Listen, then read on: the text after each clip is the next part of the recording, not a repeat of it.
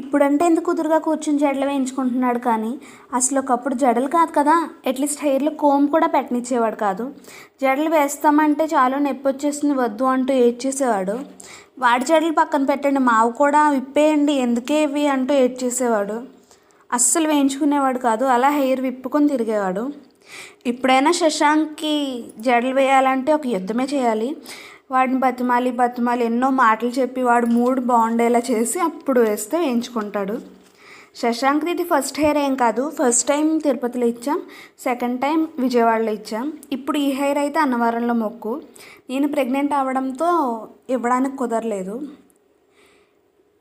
ఈ మొక్క ఎప్పటికి తీరుతుందో కానీ శశాంక్ జడలు వేయడానికైతే రోజు యుద్ధాలే జరుగుతున్నాయి. ఇప్పుడు మూడ్ బాగుంది కాబట్టి కూర్చుని కుదురుగా వేయించుకుంటున్నాడు.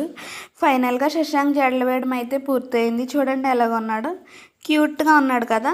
అయితే క్యూట్ అని కామెంట్ చేయండి.